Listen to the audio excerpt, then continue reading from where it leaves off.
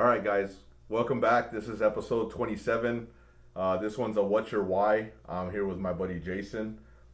Before we get started and doing everything else, we obviously always do a toast. So, cheers. We got a beer from Toledo and a beer from Canada. So, he was trying to do the Canadian accent earlier. I don't know what he's talking about. Don't listen to him. But quenched and tempered, pretty good fucking beer. And then that Walkerville is out in what's right across the border from Ontario. Yeah, but it's the little town Windsor. Windsor. Pretty good beers as well, and they're very hospitable. It was a good brewery. But today we're gonna do our topic, our normal What's Your Why. A little bit of background that I know of Jason is I met him probably 5 years ago. We were working as what is it called? Good question. We were working at the university, getting minimum wage, tax free, as we were both going to school, and we just kind of fucking, bullshitted and hit it off, and we just fucking became pretty good friends. He was in the Navy, not gonna hold it against him, but then he joined the Army and did some pretty fucking badass shit. So, if you want to go ahead and give a little background. Right. Like Pedro said, I was a real man. I was not in the Air Force. Wait, the Army? I'm in the Navy? Come on. I did start in the Navy, and there's kind of a funny story to go with that. I don't know if I ever told you that. So, I come from a military family going back generations before the Civil War. Solid line until I retired in 2015. My dad got drafted in Vietnam and was what became Army Rangers. It was long-range patrol then. So that's the stories I grew up with, is his Army buddies coming to visit and, gunfights every time they go out and this stuff.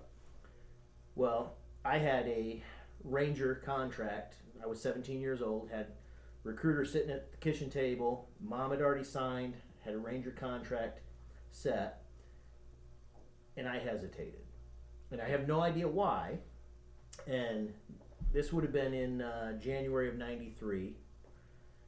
And I had already had enough credits to graduate, but I was still going to school to get some paperwork done and stuff. Yeah. And my friend Brian just grabbed me one day in the hallway and said, "Hey, let's talk about this."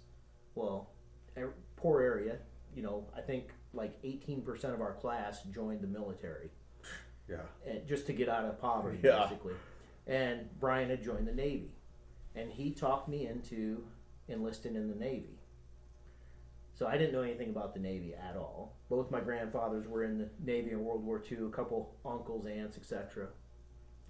But I didn't know anything about the Navy. So I looked at this list and I picked rescue swimmer. Cool. So if you're a Navy guy, it's a AW is what it was, air crewman, but I was going to be a rescue swimmer. And about week 6 in boot camp, they called me up to the headquarters building. They said, "Hey man, we got some bad news. There's a backlog on this school. You got to pick something else." And I immediately raised the bullshit flag. It just turned 18. I was like, "Hey, yeah, that's in my contract." And they had all these legalese. This is the first time the government screwed me over. All this legalese of why it wasn't a breach of contract.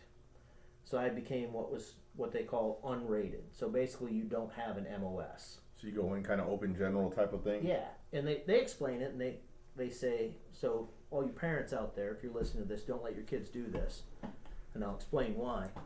So they say you go to your ship, in my case, as an unrated airman.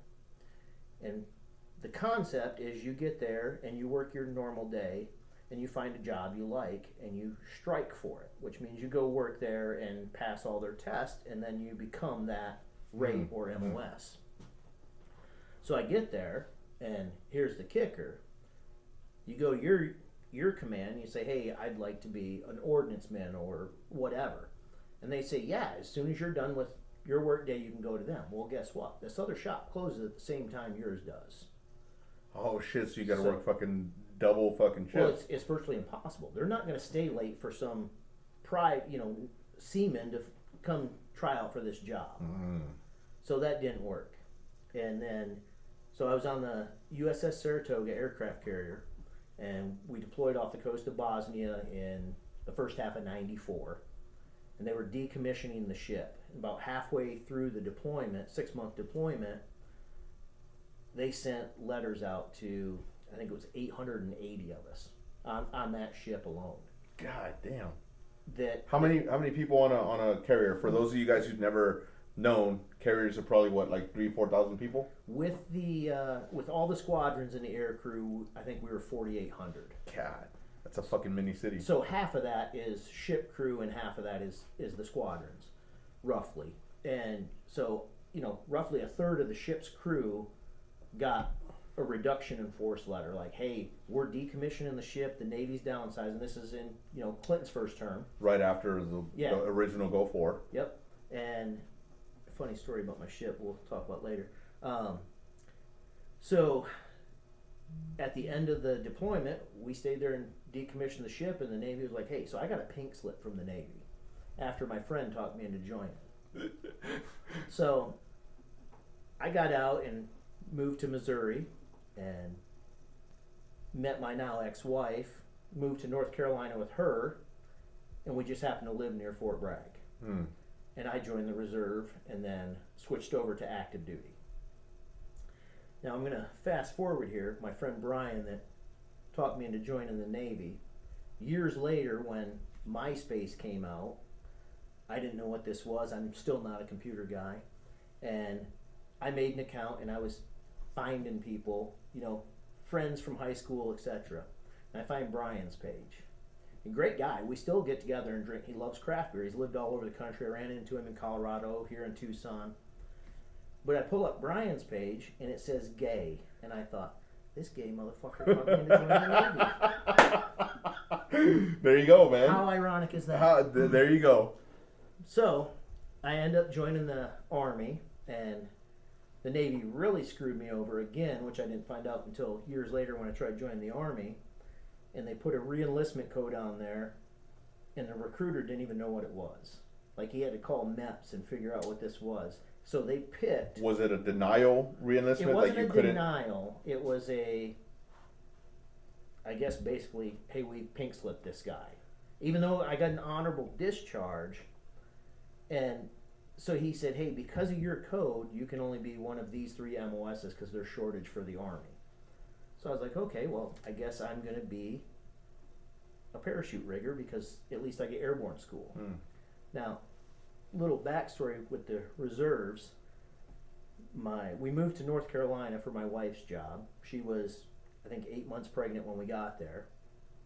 I didn't have a job yet, and it was early fall, I think beginning of October. Leaves were starting to fall. I was out in the yard raking leaves. The Army recruiter drives by, and he slams on the brakes, and he says, hey, do you know where this address is? And I said, no, dude, I've only been here 2 weeks. I don't know anything about the area. Being a recruiter, he says, hey, do you want to join the Army Reserves? And I laughed at him. I said, no, the Navy already wrecked that for you. And he says, well, what would it take? Now, I wear glasses, and I did at the time. And he says, what would it take for you to be interested in joining the reserves? Me being a natural smartass, I said, if I could go to try out for special forces, I would consider it. And he says, okay. And he rolls up his window and drives away. I was like, well, that was odd. The next day, I'm not even out of bed yet. He knocks on the door, and he's got this handful of pamphlets and stuff. And he says, I checked it out, you can. And I was like, this motherfucker just called my bluff. So I was like, all right, thank you. Shut the door, didn't think anything of it. And I set them on the counter.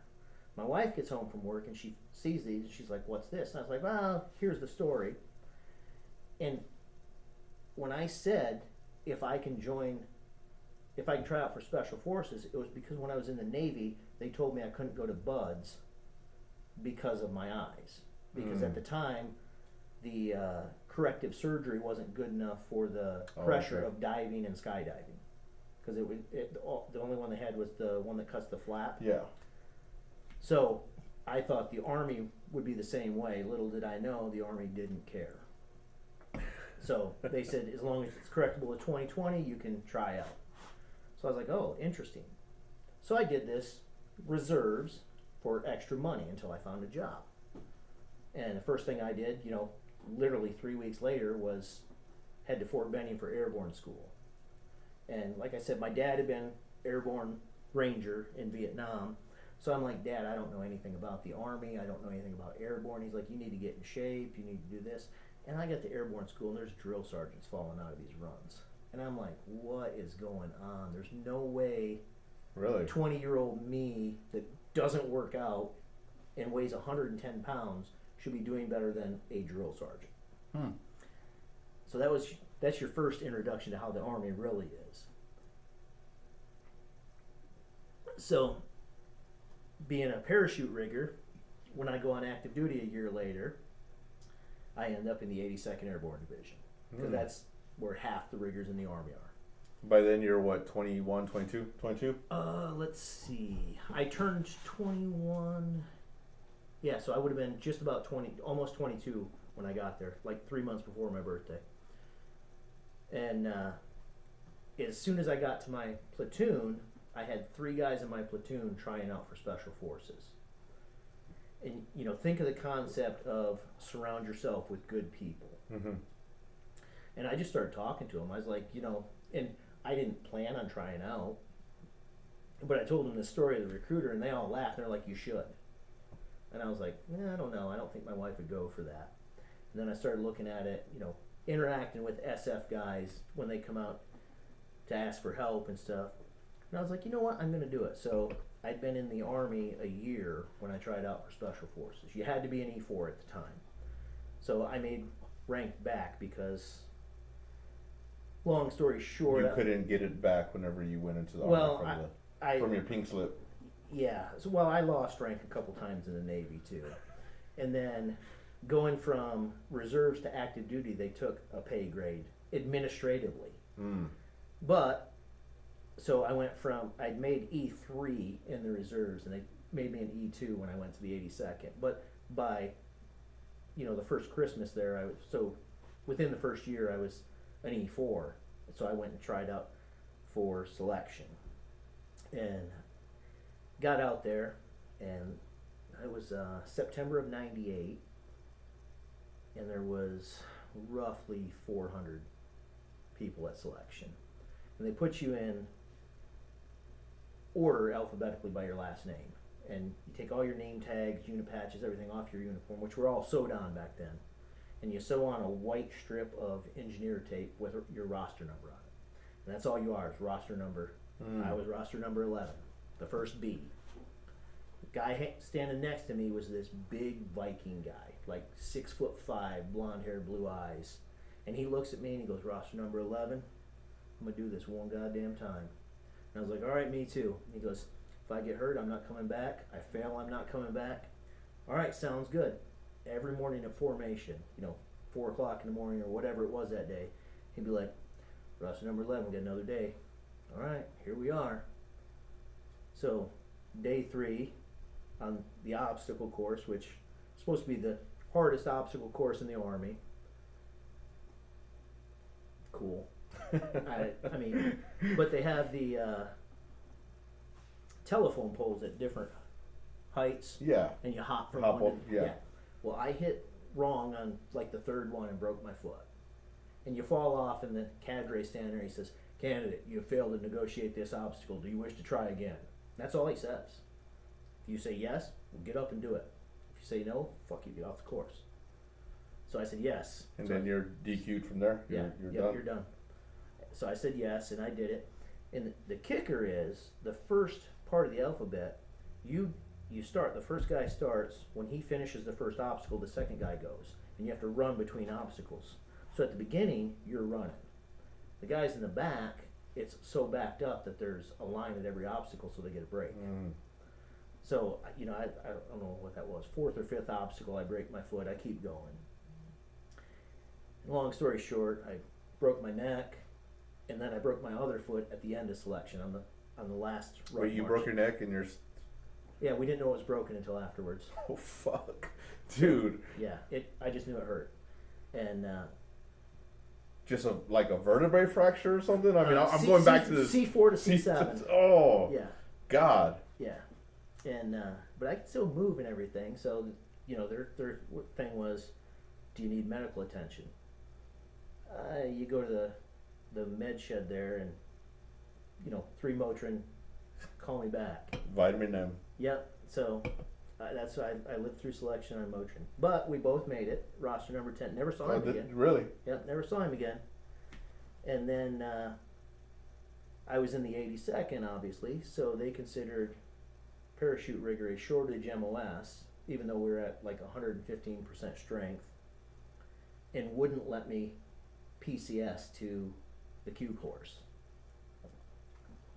But you made it past selection, so you're already at that point. Yeah. Like they tried sending me to Korea, and the Army, like I fought it, and the Army said, no, he's already been selected. That takes priority because of the date of the orders. So I was in the 82nd after I got selected in September of 98, and it was February of 2000. My re-enlistment window opened. So year and a half roughly.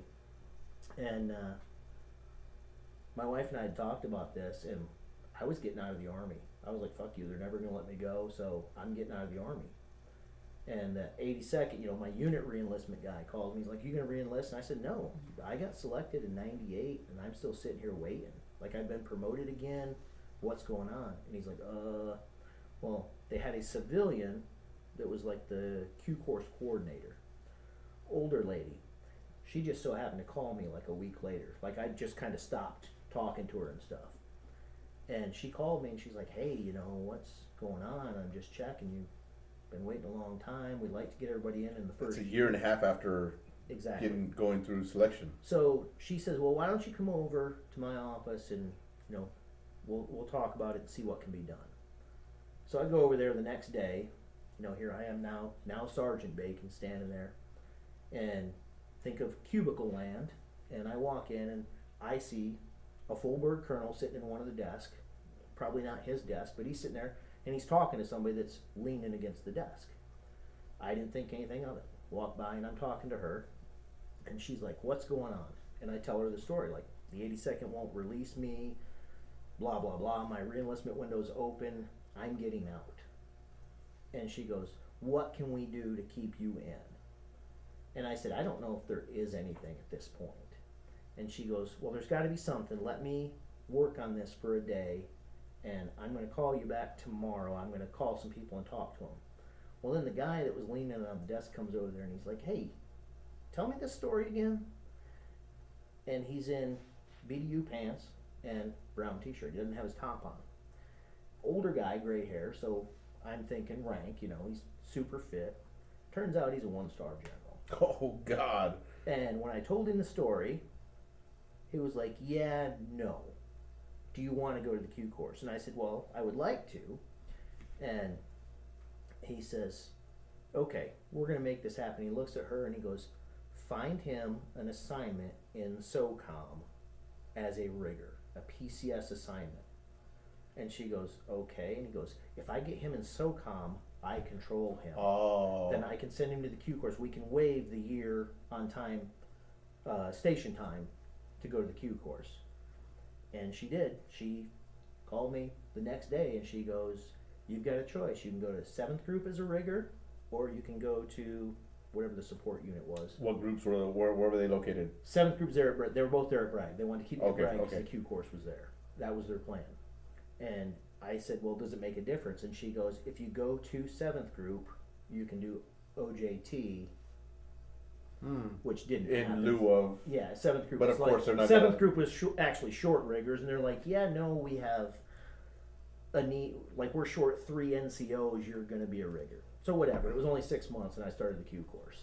So, obviously, I started as a 18 Delta medic, and I was actually getting recycled on purpose to the engineer course when 9/11 happened. So like we were sitting there, we did PT, and I was sitting on my friend's couch. He lived in the barracks, and I was taking a shower there, and he had the news on, and we were watching it. And I said, "Holy shit! That plane just flew into." Like they were talking, oh my god, a plane has hit the South Tower. So that was the first one, and then you saw the second one happen? All the news cameras were on the second one. Dude. And they were talking about it, and they're like, well, it could be an accident because it's only a quarter mile off the flight path. Until. And then that second one hit, and we looked at each other and said, "Holy shit, we just got attacked." And then, obviously the lockdown case, and then what was it, 2-3 hours later, Pentagon, and then fucking Pennsylvania. So I ended up at 18 Charlie engineer, fly through the Q course because really it was kind of easy. Is the Q course much like the initial course, or I don't want to say NDOC, but Selection? selection? No, selection is at the time was mostly physical tests. Like you're in teamwork, leadership, physical. Gotcha. You're in groups of anywhere from 10 to 18, depending on Just trying to get through, trying to push. Well, they give you a carrying series and of tasks. Like one day you go out and they say, grab these water jugs or grab these ammo crates, and they're full, 100-pound ammo crates, and move out down the road. They don't tell you anything other than the exact instructions.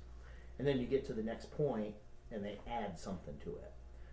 So you've got all these ammo crates. By the end of the day, you've got metal poles and old trailer tires, and you got to make a rickshaw to carry all the ammo crates. But you only got lashings, so it's all this ghetto stuff, like or the old Jeeps, but it's missing one wheel, and you gotta figure out how to improvise and do that kind of stuff. So it's all teamwork, leadership, problem solving, but it's an ass kicker, and it's 16, 18 hours a day minimum, and all physical.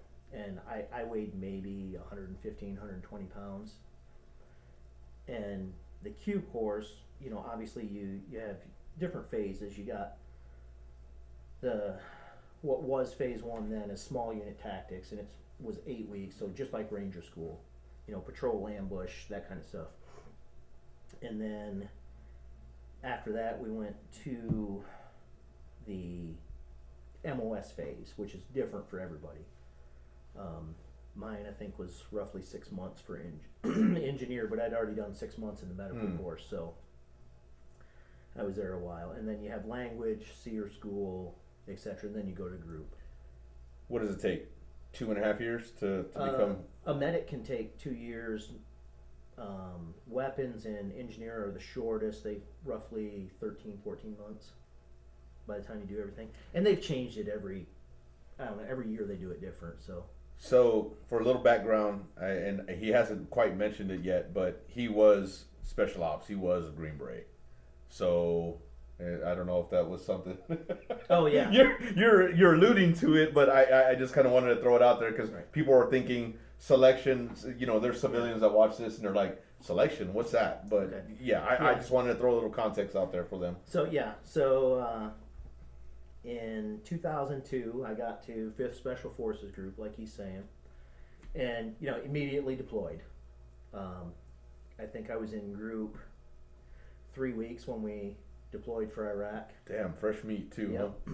And this was what'd you say, 2003? Yeah, I got there at the end of 2002, and I took 2 weeks of permissive So you were yeah. part of the invasion of Iraq, yeah. Yes. So I missed Afghanistan, but the initial invasion of Iraq, yeah.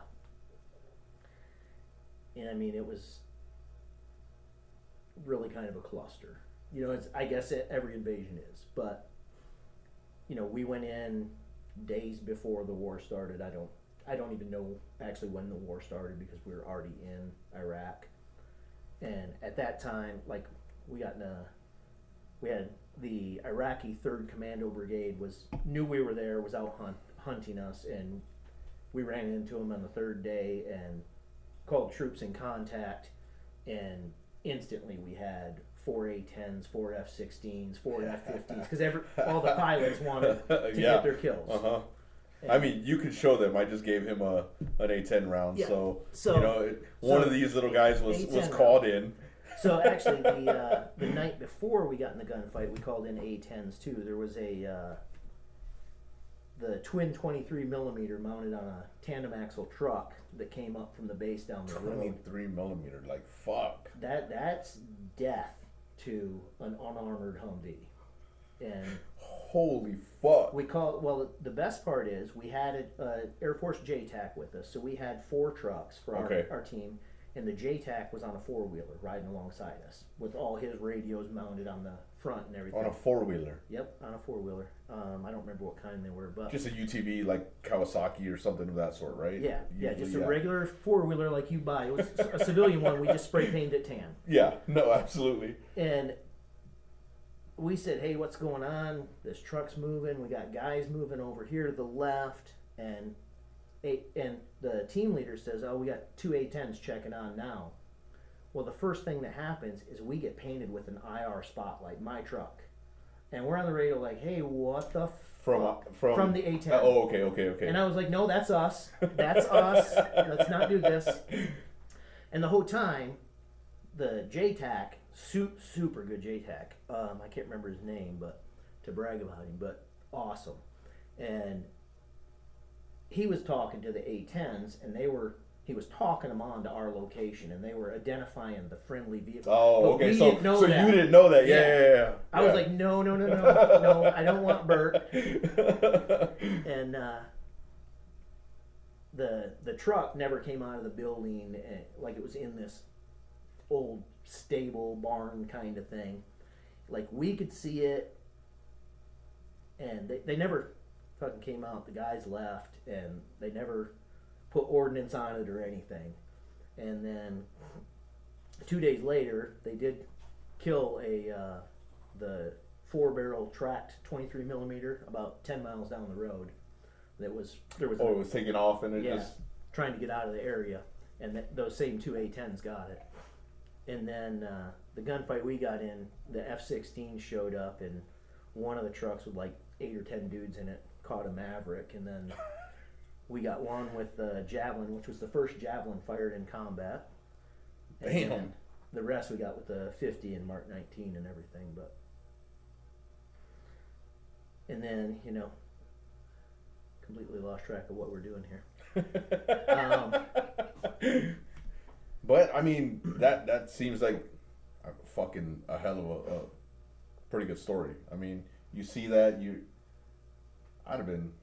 You're trained for that shit. I get that, but still, I mean, you see the A10 hit you with IR, and you're fucking freaked out. You're like, yeah, I don't want to fucking do that. And then you see this guy up ahead, and you don't know that there's somebody in there or not. So yeah. Fuck. So then after that, you go through the first the invasion portion, but then I know you said you've been through many deployments. Yeah. So my team got pulled out, or my battalion got pulled out in May of 2003. So like, I don't know what, 6-8 weeks of invasion. I guess probably 8 weeks. And specifically because they were starting a rotation, and we ended up going back in September. So we got home, I'll say mid-May. We were home for, 3 months. I think we got back into Iraq the 1st of September. Was that 4 months maybe? 3.5 months, whatever it is. And that just started from there, like I was there from September to March, went home, went back in July of 2004, and it rotated like that. Like we were in Iraq for roughly 8-9 months a year until 2006. So what is that, about 7 deployments? 9. 9? Yeah. Fuck. Just to Iraq? 5 to Iraq for me. But I sat out 1 to Iraq when I was getting divorced. Always a fucking bummer. Yeah. But through all that, you kind of told me your why as to why you joined and stuff. Why'd you stay in? Was it the adrenaline? Was it the sense of mission, the sense of pride? I mean, there's always something there, that's the whole thing, is you were doing some pretty fucking crazy shit. Most people, I mean, you see it, most people love it or they absolutely hate it. And I don't think you hated it. I think you enjoyed portions of it. I think you enjoyed quite a bit. I mean, I guess like everybody that stays for a career, there's things you love and things you hate. But kind of part of it was and it's odd. Like I said a few minutes ago, I didn't really know anything about the Army, even though Dad was a Ranger, and I went to all these Ranger reunions and this stuff growing up. I didn't know any real information about the Army, and even though my cousins and aunts and uncles had all been in, and the funny thing is, I retired June 1st of 15, so when it pops up as a memory on Facebook, I'll send it to you. But there's a way back in 3rd grade, like I always knew, being from a military family, it was kind of preordained that I was joining the military in some form. And one of my childhood friends, I ran into him about a year ago when I first, maybe 2 years ago, when I first moved back to Michigan.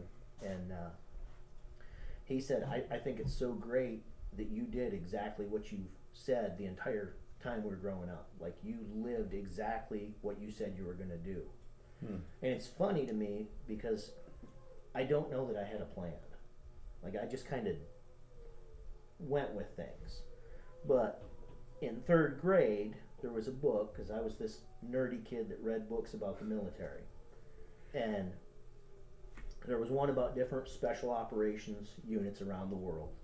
And it had a picture of a guy sitting on a pile of gravel, and he had an Uzi across his lap and a blasting machine, like, think Bugs Bunny. Yeah. The blasting machine. He had one of them, obviously it wasn't red, but sitting on his lap, and he was wearing a beret with a 5th group flash. And it was clearly like a dog and pony show picture, because he had his face cammied up and a beret on. You just don't do that. And I never really put any significance on it until I was on terminal leave. I was thinking about that picture. Like, I wish I could find that book or that picture, because I can see it in my mind perfectly clear. And I was like, how odd that that's what I said in 3rd grade, that's what I'm going to do. And then I get to that exact same unit in that same MOS. Fuck. And like, so go back. When I was in the medic course, I didn't want to be a medic. The Army picked it based off my GT score and stuff. Aptitude scores. Yeah. They'll get you every time. And that was actually my last choice. And then I got there, and the first thing you do in the medic course is a college A&P course, Anatomy and Physiology. And you do that, 10, 12 hours a day. You do the whole book in like 7 weeks. And that's your introduction to being a medic. Well, my first thought when I was there was, I guess this is what I'm going to do, so I'm going to do good at it. So my GPA was like 98. The next portion is EMT Basic, which any person, with an IQ of 50 can pass. And I decided I didn't want to be a medic. So I failed the test. So you went from anatomy at a 98 to this. Well, and not realizing how badly I was failing when I was throwing the answers, I wasn't keeping track of how many questions I threw. I got a 35 on the test. Holy shit. The instructor was a regular Air Force medic. He wasn't, PJ or anything. He was just a medic. And he pulls me out in the hallway and he goes, "Hey, Sergeant Bacon, we need to talk." He said, "They're not going to like this. I know you can do better than that." And I was like, "Yeah, I don't want to be a medic." And he's like, "Okay." So he goes to the 2 guys that were the NCOIC of the overall medic course and the NCOIC of the EMT portion. And they are best friends. One's from 5th group and one's from 10th group. And they are the biggest dicks of all the instructors. And they come up and they're like, "Hey, what's going on?" And I told them, I said flat out, like, "Hey, this was my last choice. I wanted to be an engineer." And they're like, "Okay, cool." He says, "You're going to have to go to the commander. There's a review board, blah, blah, blah." The commander was livid. He's like, "He's a fucking piece of shit. He doesn't want to try. He's done. I'm kicking him out." And those 2 guys that were the big dicks were like, "No, we're not kicking him out. Let's look at this." They both stood there and stood up for me. And I was like, holy shit, I didn't see that coming. Have you ever seen them after the fact? I did the one. He was actually the medic on my friend's team for a while. And we talked about it one night out drinking. He's like, "Yeah, I mean, it sounds vaguely familiar, but we actually went to bat for a lot of people that didn't want to be medics. But the best part of this, and this is typical for all of government, not just the military or the Army or special forces, there was a whole bunch of guys like me in the medic course that didn't want to be there. And then I got to the engineer course, and there was a whole bunch of guys that wanted to be medics, but the Army said they should be engineers. And it's like, of course, really? Of course, yep, of course. So, that's just the way it is yeah. in the military. You understand if you served at any point, you're gonna have those individuals that are absolutely passionate about something and want to do something, but the government says no, your aptitude test said this, so we're gonna gear you towards this regardless of whether you like it or not or you want to. Yeah, and it's funny because, like I said, I'm 5'8" and 120 pounds going through what's supposed to be the hardest training in the world, and they're like, we're going to send you this. So to this day, I think anybody can do anything they want. If they really want to do it, they're going to do it, no matter, how small, big, whatever, fast, slow. Yeah, absolutely. It's all on really what your desire is.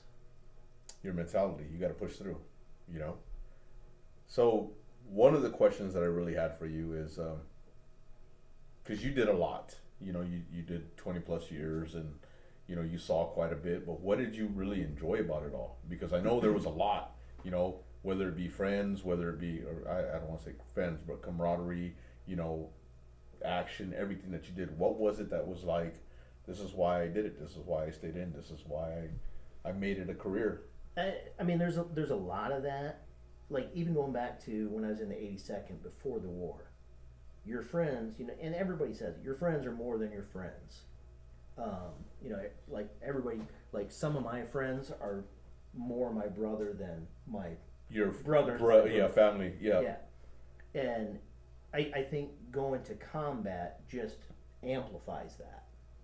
And a couple friends of mine, two of the guys, like the one guy, Scott, we met day one in the Q course at the medic course before we went to the small unit tactics phase. And it's hilarious because, you think I'm an asshole. I'm just very direct. I'm not really an asshole. I never said he was an asshole. I mean, maybe a little bit or a lot. I mean, whatever. We've hung out quite a bit, But the reason Scott and I are still friends today, 24 years later, is he was in formation in the rank behind me, and there was this guy that was just dumb. Like, I guess he had to be smart to be in the medic course, but no common sense, always saying dumb things out loud.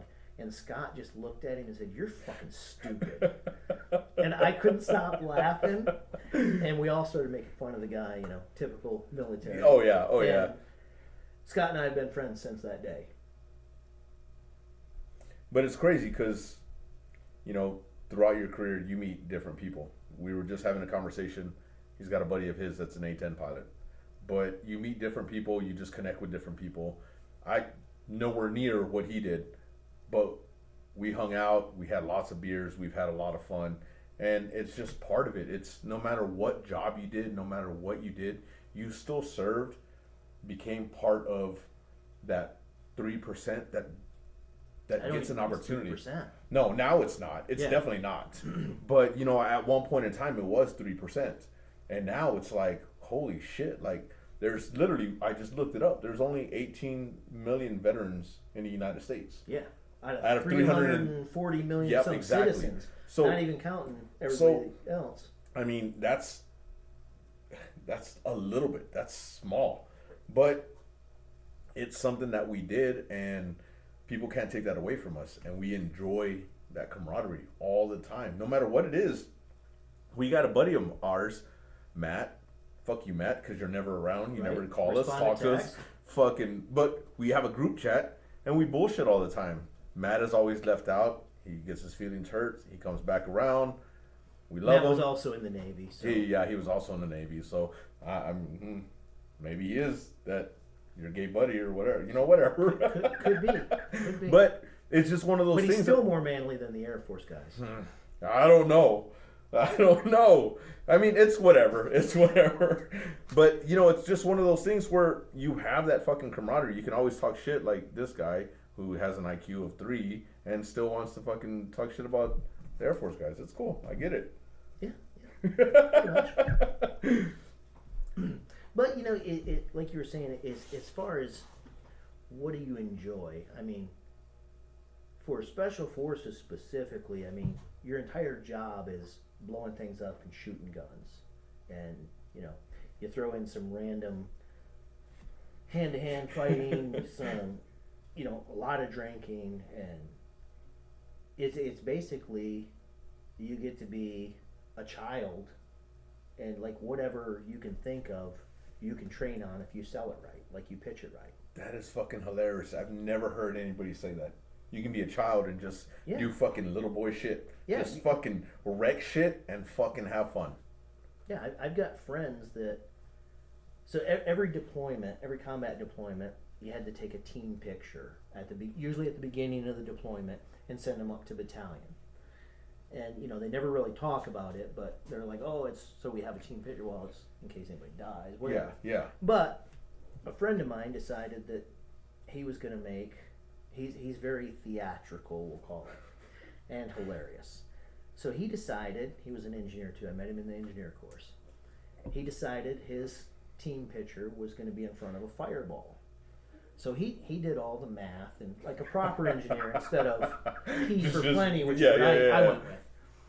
So he took 5-gallon gas cans and spread them out in a checkerboard pattern so it was big enough to cover the whole desert behind them. And he did this in Iraq, in Zaho, Iraq, kind of where Syria, Turkey, and Iraq come together. Yeah. And each one of these cans had a quarter block of C4 on it to set it off. So he wanted the fireball. So he gets the team all lined up, and they're, I forget what it was, 150 meters in front because they wanted the fireball to be in the picture, etc. And he sets this off as they're taking pictures. And fireball is great, but there was so much overpressure, all their uniforms are doing this in the overpressure. Well, then we get a call from Turkey. The Turkish government has, because there's so many earthquakes there, has the seismic meters in Turkey. And it was, you know, a good 150 miles away. And that there was so much overpressure from that it caused the seismic activity? It registered on the seismic scale. So they're calling the army like, what are you doing? Yeah, it was rough. Just all for a fucking picture. See, that's that fucking little kid shit. Little kid shit. You gotta fucking just destroy shit and fucking have fun. Yeah. Now, was there anything that was left on the table? Was there any regrets throughout your career? Because that one's a big one. I mean, sometimes... Yes, as far as... Like, when I talked to my wife and kind of talked her into letting me go to selection, basically. Which is funny that she's now my ex-wife, so it didn't matter. But I made a list of, you know, schools I wanted to go to, things I wanted to do, etc. And the reality is, after I got through the Q course and started deploying, none of those things happened. Like, I never went to Ranger School. I had one chance to go to Ranger School, but they wanted me to go between, you know, 2 months, what I would say is the hardest school in the Army. They wanted me to go to 2 of the 3 months I was home between deployments, and oh, by the way, hadn't been able to work out for the last 9 months because I was in Iraq and we didn't have a gym at our house and you can't go run. And so I was like, yeah, I'm probably not going to go to that and fail. So you think Ranger School was worse than... It really depends on who you talk to. The way it's usually described is Ranger School is a foot wide and a yard deep. Q course is a yard wide and a foot deep. Okay. If that makes any sense. Yeah, no, absolutely it does. Like it does. It's not as hard, but it's hard because it's 5, 6, 7 times longer. Exactly. Okay. So there's regrets of things like that I didn't ever get a chance to do. Really, basically to prove to myself that I could. You know, another one, like I applied to a tier 1 unit, not CAG, but a different one, and everything was good. except for they said, hey, dude, you're in the middle of a deployment. We really don't want you thinking about going to our selection. You know, you've got enough on your plate already with a divorce and deployments and So the everything little else. things got it. Yeah. So why don't you wait and call us back when this is all settled? And I just never called them back. I had a lot of friends that went to that unit, so Yeah, Who but it knows? happens. I mean, Yeah. maybe it wasn't a regret, more of a damn, I wish I could have. But I mean, yeah. regret's a big thing, you know. Would you change anything? I mean, it kind of goes hand in hand with that regret thing. But would you go back and say, fuck it, I would have tried that a little differently? You know, it's funny if I would change anything, it probably would be that I never joined the Navy. I probably would have taken that Ranger contract. Now here's the Sorry, thing Matt. You're right. Well, here's the thing. So a friend of mine from 5th Group was in Ranger Battalion in Mogadishu for Gothic Serpent or Black Hawk Down, and we were sitting there talking about it one day. You know, just telling stories and stuff. What a shit show! I mean, that was 18 hours of hell. There's no two ways about it. In the timeline, from when I had that Ranger contract sitting on the kitchen table at 17 years old, would have put me in battalion June, July. So I would have been. But you would have been in that. So no guarantee that I would have went to that battalion or company or anything, but there's that chance. Yeah.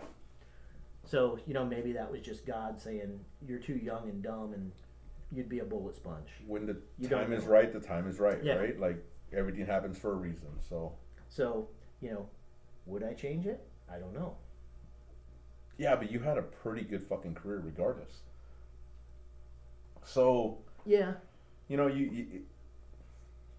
your comparison is, I get it, you would have been a little younger, you would have had a little bit more there, You know, more time, but but like, you don't know. would I have been ready for it mentally, physically? You just Yeah. don't know. I mean, at 18, like, who really is ready for it mentally? I would say no one, but clearly there are people that handle it. So We've had that conversation, and yes, there are people that handle it, but I mean, they're, you know, later on in life they struggle through it because they're still so young, you know, something that we've talked about in other podcasts. So yeah, who knows, but it was good that you still had that opportunity. You still did whatever you were able to do, and Yeah. you know, again, had a great career. What, 21 years, 22 years? 22 and a half in the military, yeah. 22 and a half. Retired as E7. E7. So, you know, maybe there's another regret. Because I made E7 in 9 years. Oh shit! And You made E7 in 9 years, and then you just I stayed there. So, and the reason for that is, and going in, every enlisted guy's goal in Special Forces is to be a team sergeant. And I got to the point where I switched MOSs. There's what they call the 18 Fox is there's one per 12-man team. And it's the Assistant Operations and Intelligence Sergeant. So I'm responsible for all the targeting, you know, that goes into every raid, etc.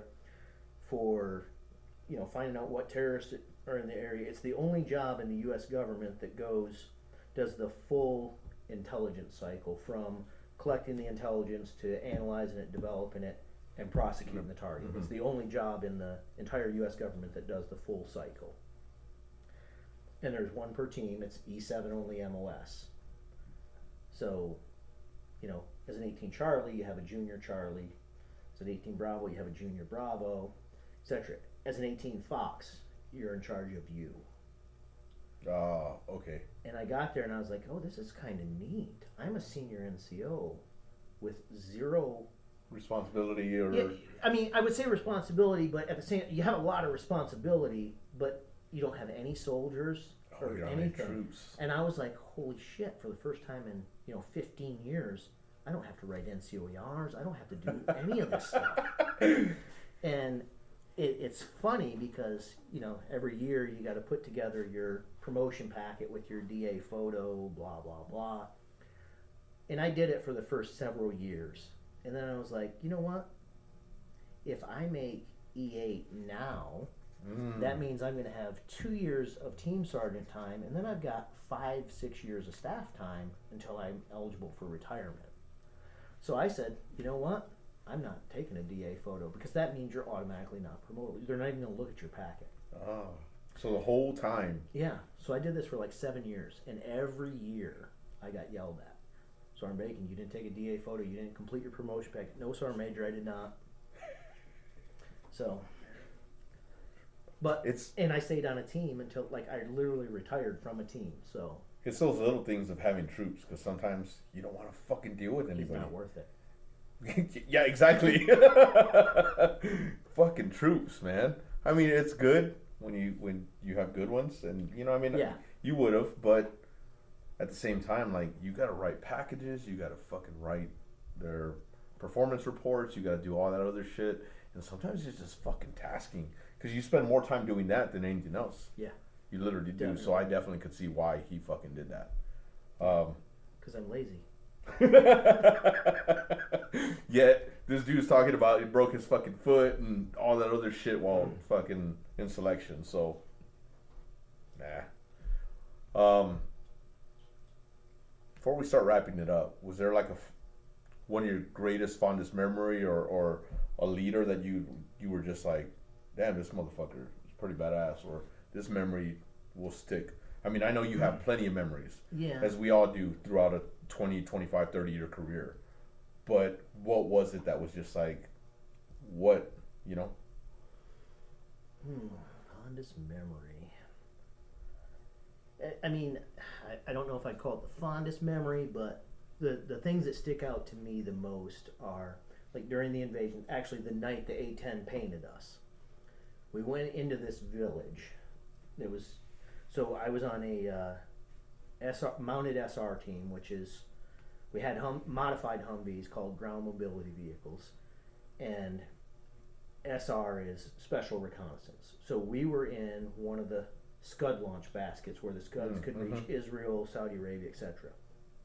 And it just so happened teeny village, maybe 30, 40 houses, but there was one big walled off compound with like a 3-story house in it, big square like mansion size. Just house. random in the middle. Randomly out in the middle of the desert, and it's along the one highway, but it happened to be right in the center of this Scud basket. And they kept picking up strange radio signals from there that they couldn't identify and they had it narrowed down to that compound. So they thought it was some kind of radio relay or command center or something. Well, the desert around this town is as flat as this table, so there's nowhere to hide. So we literally parked across the highway about 200 meters outside of town and sat there and watched it. And that's when they called, we assumed they called 3rd Commando Brigade and said, hey, we see the Americans, they're here. But we went into that town. Totally forgot where I was going with this. This is because I'm old. What were we talking about? He's about to be 50 in a year. Yeah. Oh, and it was, March in Iraq. I'm going to say it was the 14th, 15th, 16th, day 2, 3 before the war actually started. And we're wearing like full snibble gear, like at the time the Polypro, the Gore-Tex coats, everything, and we're freezing our asses off. And there's a family standing out in front of this house, and this toddler, he couldn't have been over 2, he's standing there buck ass naked. Like, it's nothing. And I'm like, dude, it can't be 30 degrees out. And these kids are out there with no shoes, like no coats, a t-shirt, and they're just standing there like this is normal. And I'm like, no, it's cold. And those things stick out in my mind. And I took a lot of pictures, never of me doing anything, but a lot of pictures of stuff I've seen, and I started going through them after I retired, and there's a lot of pictures of kids just, doing what kids do, playing with a rock because they don't have any toys, or, but you really... The mud huts, you really see the poverty they live in by looking at their normal life, especially the kids. So I don't know if you'd call that the fondest memory, but it sticks out. Oh, yeah, absolutely. That's tough to see. When I was in Afghanistan, you'd see the mud huts and everything else, and it was just it was Yeah. one of those things like literally mud that created this. So when it rained, they had trouble. They had issues with it, and it's just like Well, holy fuck. it's funny if you look at Afghanistan in particular, because Iraq's more modern. They have all the internet, TV, everything. But Afghanistan, you take away cell phones, machine guns, and cars, and they're literally in the 6th century. Most of those villages I went in didn't have electricity, or they may have had a even generator. barely weren't running Yeah, water. yeah, no running water, nothing. No furniture in the houses, like slept on a mat on the floor. But it could be a beautiful place, and 1.2 something $trillion in natural, That China's getting now, but we yeah, won't go into that. minerals. Yeah. Any advice for those that are still in, getting out? Anything else? I mean, That's kind of a loaded question these last few years. it's hard right now. It is literally It hard. is. I mean, you see the military and you're just like, what the fuck? I'm hoping, I was reading an article earlier about the new Sergeant Major of the Army. Mm-hmm. He seems like he wants to go back a little and kind of, Train people to fight instead of train people to do online courses all year. yes, and I've read that and I see that and I hope that that's what it is. I think we're going completely in the wrong direction. Right But now. we're not going to get into this in Yeah. this topic. Right. But do you have any advice for somebody that's about to get out, about to join, about to anything in general? If you're going to get out, and I think anybody that's gotten out really has a lot of similar stories. Like, make a plan. And no matter what you do, how good you are, it seems like so many people that were super high achievers in the military don't have a plan for after they get out. There's a lot of people that just assume, oh, I've got all this experience, I'm going to get a great job. Fact is, no, you're not. Yeah. Like, if you don't have, some kind of degree, certificate, training, it's really hard to convert military into something that civilian companies understand. Now, there are companies out there that have, kind of broken the mystery, or solved the mystery of translating military into civilian. And the Air Force does a better job than the Army, because how do you translate kicking down doors and shooting people into something that you have to get into the abstract stuff of the leadership, Yes, the problem yes. solving, and most people really suck at explaining that. That's one of the things that my buddy Tim talks about. He even talked about it last episode, where it's one of those he's creating a book about the roadmap of what you do when you retire from the military. And and then another thing is, a lot of people that I've met, again, super high achievers, but they have trouble adjusting to the civilian workforce because it is very different. You can't yell at them, you can't cuss at them, you can't call them stupid, no matter how stupid they are. And most people are just working a job 9 to 5 and don't care about anything other than getting a paycheck and going home. And that's very different than what my experience in the military was. Yeah, absolutely. It's even hard to joke or to have that type of relationship with somebody as we had in the military. Yes. No matter what MOS, no matter what career field you were in, you still had that ability to joke. I mean, you had your sensitive people, whatever, but Yeah, you we called always, them the Air Force. He's not lying. He's not fucking lying. But you still had, within the Air Force, there was still individuals that could, but that was everywhere, Yeah. And in the civilian sector, even, the sensitive people in the military are still way better than the individuals that are out there. Yes, absolutely. Which is fucking crazy, which is Yeah. absolutely crazy. But, I agree with him. Have a plan. Do something while you're in that will lead you into a good job. It's hard. It's hard when you're doing missions. It's hard when you're out there on the flight line. It's hard when you're out there on a ship. It's hard everywhere. But fucking do that. Prep yourself for military or for after the military life, because the military is going to be gone. They're going to be gone, and then you're gonna worry about, do I fit in? Do I understand this? Do I have the qualifications? Am I fit to do what these guys need to do? You are. You absolutely are. It's Chances are you're better than most of them. about 95%. I will tell you 95 fucking percent. I've had several hiring managers tell me that some of the problems guys have is that they're intimidating to a civilian, even a manager, because of their training, experience, leadership abilities, etc. And one of the things I was just telling a buddy this a couple weeks ago, I got sucked into doing a motivational speaking gig on leadership. Yeah, we were having this discussion in Detroit. Yeah, and one of the things the military overall, for me, the Army in general, does really well is formal leadership training. Mm-hmm. And I guess I would extend that to the government, because even afterwards in government jobs, there was leadership training available. And what civilian company does that? They don't. GM doesn't send you for 2 months to learn how to be a leader.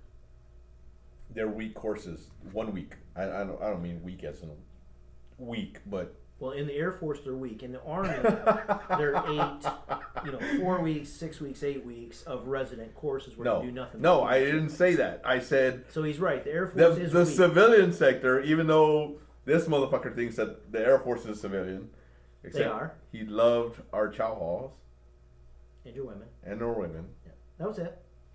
Nothing else. I love that shit too. Right.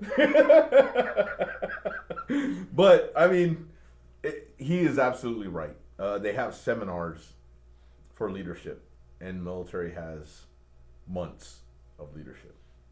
Set yourself up. Make sure you're fucking good to go on that. But before we go, I really appreciate it. Yep. Thank you. Well, we're gonna extend it for a minute, because I see you got on your board there a funny story. So since we're sitting, Oh shit! we're sitting here in Tucson, I'm going to tell you a Raytheon story.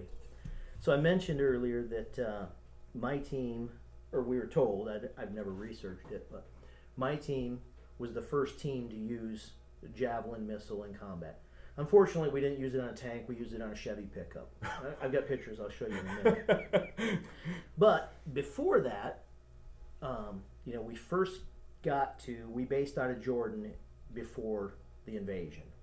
We infilled from Saudi Arabia, but we were in Jordan for, from January to March when we went to Saudi Arabia. So being the new guy, as everybody in the military does, the new guy gets shit on. So I get there, and I think day 3 in country, I've literally just met half my team, didn't know anybody in the company, and the company sergeant major walks in and says, "Hey, new guy." I was like, "Yeah, sergeant major." He says, "Guess what? Tomorrow you're doing an anti-armor class." And I'm like, "Okay, cool. What am I doing?" He goes, "You're going to teach battalion how to use all our anti-tank weapons." And I'm like, "All right, sounds great." He's like, "Good." He walks out, and I look at my team sergeant, and I said, "What fucking anti-armor weapons do we have?" That's how new I was. So he's like, "Oh, we got AT-4s, we got, LAWs, we got SMAWs, we got Javelins." And I'm like, "Okay, I've never touched any of those, because I wasn't a weapons guy." So he says, "Okay," and he really helped. He's like, "Let me go find the manuals and we'll set this up." So I literally had like 8 hours that day and 2 hours in the morning to make a class, read up on these weapons, figure out how to work them, and then tell a battalion of Green Berets how to work these weapons. So we go out to the Jordanian army. We're living on their base. They've got a range out there with old trucks to shoot and everything. And so we go through the class, and I forget how many we had, say like 5 AT-4s, a couple SMAWs. So we just basically, every team got to shoot one, but we had 3 Javelins. And it was one for whoever I said, and then one for Bravo Company, one for Charlie Company. And we get out there. Bravo Company goes first. So their guy gets up there and picks his assistant gunner, and we went through the class on how to work the CLU, the command launch unit, and etc. So the different firing positions. So he's sitting down on the ground with his knees and his elbows propped up on his knees, and he hits the button. So a javelin has a booster motor that kicks it out of the tube about, say, 20 feet in front of you, and then the rocket motor kicks in. And it's automatically in top attack mode, meaning it comes down on top. So he hits it, and the missile comes out, the booster motor kicks out, and that missile falls on the ground 20 feet in front of us. And we're all looking at it like, uh-oh. Fuck. And I turned and looked at Sergeant Major, and he goes, I don't think it's supposed to do that. Let's move back. So we shifted the entire battalion down like 500 meters. And Charlie Company's guy gets up there. And my senior engineer was my assistant instructor. So he takes the guys out there, and I forget which team it was, but they get down, same position, launch the missile. It shoots about 30 feet out and falls on the ground. And we're like, whoa, these things are supposed to be good. Yeah. So we do this again. So we move down. We're all the way at the far end of the range now with 2 live missiles sitting out here in the desert. EOD, where's EOD? There's no EOD. I was EOD. And we do the third one. And Sergeant Major goes, if you don't make this one work, you're in trouble. And I'm like, yeah, because that was me. But the third one works fine. So we call back to Amman. There's a Raytheon rep living in Amman. Now, it's a 3.5 hour drive out to where we're at. So we call and couldn't get a hold of him because he's a civilian contractor and he's probably at the bar. And With Air Force women? yeah, probably, or embassy women. Yeah. Or both. Same or juice. Jordanian women, whatever. But so we sit there, and the ranges in Jordan are off base. It's just out in the desert. So you have to pick up everything because the Bedouins are coming in, 5 minutes after you leave, and any brass or anything, they take it and sell it for scrap metal. So we can't leave unexploded ordnance out there. So we sit there, and they're, the commander goes back, and he's calling, trying to get this guy on the phone, blah, blah, blah.